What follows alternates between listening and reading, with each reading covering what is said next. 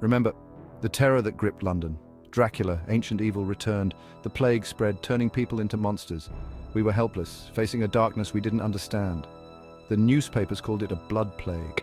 Symptoms: pale skin, aversion to sunlight, an insatiable thirst for blood. Panic spread faster than the disease. London, once vibrant, became a ghost town. The air was thick with fear. Every shadow seemed to hold a monster. We were fighting for our lives. But amidst the chaos, a glimmer of hope emerged. A group of survivors, united against the darkness. We vowed to fight back, to find a way to stop Dracula and his plague. Our journey had just begun. London was a graveyard now. Once a bustling metropolis, it had become a desolate wasteland, shrouded in an eerie silence that was almost deafening. Empty streets, echoing with silence. The cobblestones, once trodden by thousands, now lay untouched, save for the occasional scurrying of rats. The stench of decay hung heavy in the air. Buildings that once stood tall and proud were now crumbling, their facades marred by neglect and time. We were haunted by what we'd lost. Memories of a time before the darkness, before the infection, lingered like ghosts, tormenting us with visions of what could never be again. Our small band of survivors, we clung to each other. In the face of overwhelming despair, we found solace in our shared struggle, in the warmth of human connection. Strength in numbers, or so we told ourselves. We moved as one, each step taken with caution, each glance over the shoulder a reminder of the ever-present danger. But fear gnawed at our hearts. It was a constant companion, whispering doubts and feeding our anxieties, making every shadow seem like a threat. How do you fight a monster you can't see? The darkness was their ally, and in it they thrived, unseen and unstoppable. The nights were the worst. Under the pale light of the moon, the city transformed into a hunting ground, and we were the prey. That's when they came out, the infected, drawn by the scent of fear and the promise of flesh, emerged from the shadows. The infected, their eyes glowing red in that darkness. They were relentless, driven by an insatiable hunger that knew no bounds. Driven by an insatiable hunger. We were always outnumbered. No matter how many we fought off, more would come, a never-ending tide of death and despair. We knew we couldn't stay hidden forever. Our supplies were dwindling, and the walls that protected us felt more like a prison with each passing day. We needed to find a way to fight back, to end this nightmare. Determination burned in our hearts, a flicker of hope in the overwhelming darkness. But where do you start when your enemy is a creature of darkness itself? The path ahead was uncertain, fraught with peril, but we had no choice.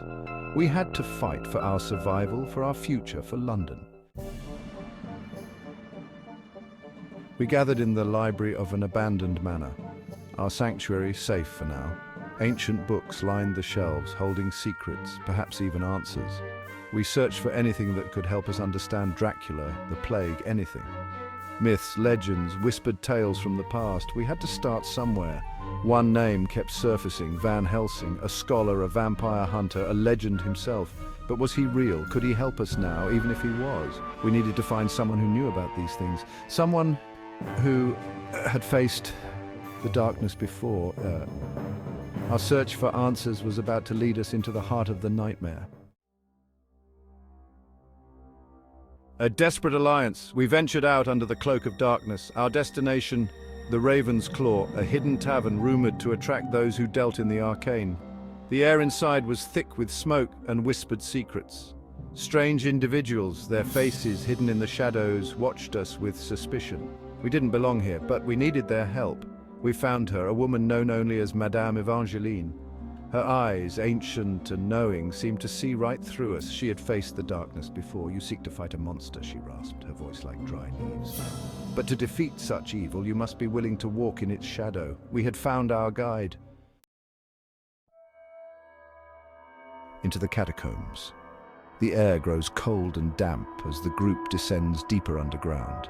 Each step we take seems to echo louder, as if the very walls are whispering secrets of the past. The atmosphere is thick with an unspoken history, a palpable sense of dread that clings to our skin. The sound of dripping water echoes ominously, each drop a reminder of the slow passage of time in this forgotten place. It's as if the catacombs themselves are alive, breathing in the darkness, waiting for the next soul to wander too far. Madame Evangeline led us into the bowels of London, her lantern casting eerie shadows on the walls. Her presence is both comforting and unsettling, a beacon in the darkness, yet a reminder of the unknown dangers that lurk ahead. The catacombs, a labyrinth of tunnels beneath the city, a place forgotten by time and by hope.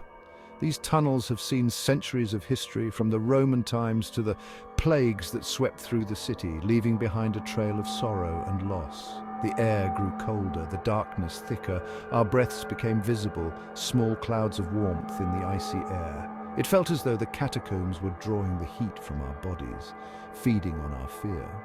The silence was broken only by our own footsteps and the beating of our hearts.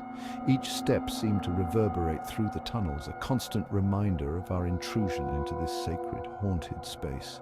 We were descending into the belly of the beast. The deeper we went, the more oppressive the atmosphere became, as if the weight of the earth above us was pressing down, trying to crush our spirits.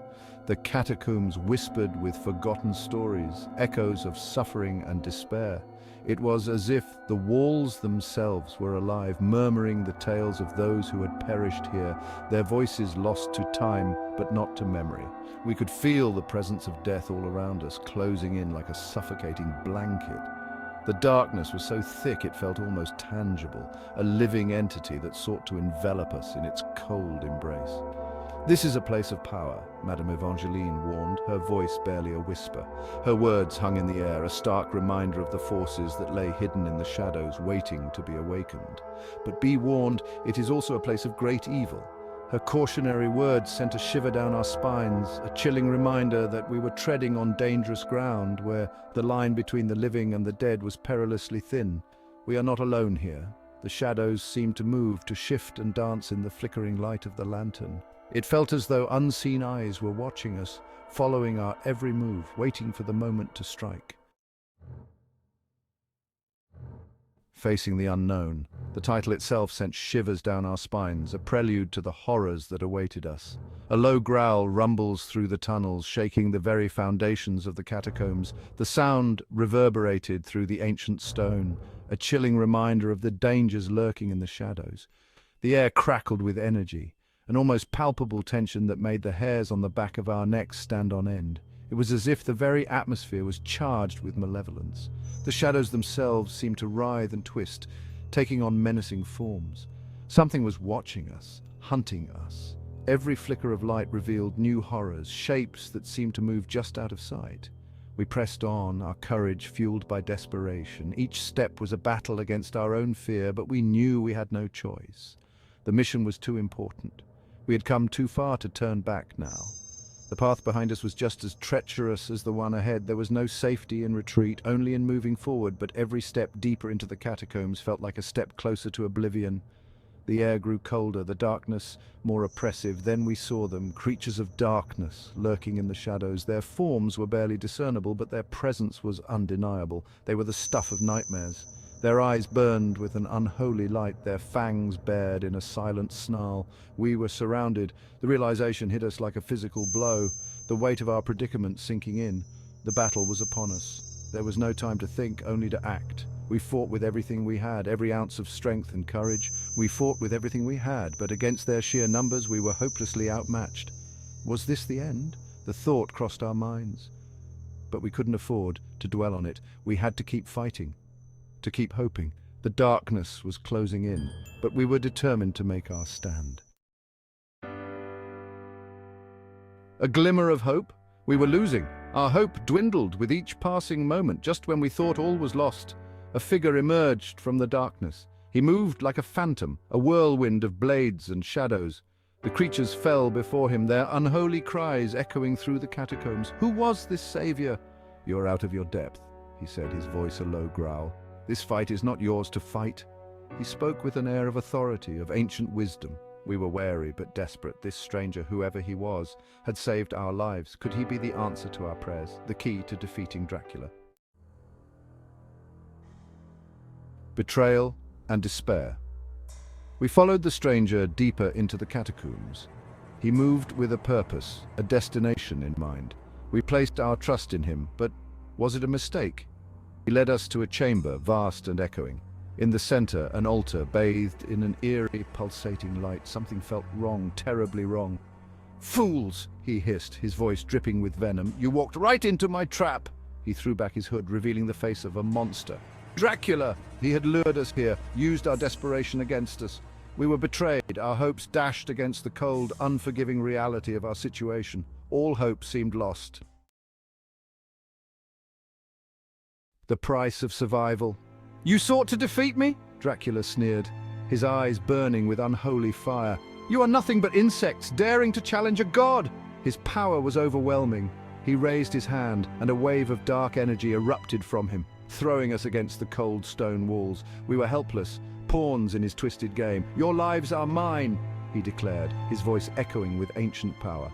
But I am feeling generous. One of you may live. Choose wisely. He presented us with an impossible choice. A life for a life. The price of survival was betrayal. Could we sacrifice one of our own to save ourselves? A call to arms. Can the remaining survivors escape Dracula's clutches? Will they find a way to defeat the ancient evil that threatens to consume London? The fight for survival continues. Don't miss the thrilling conclusion in the next part of the Dracula Plague, England's Darkest Hour. Like this video and subscribe to our channel for more spine-chilling tales.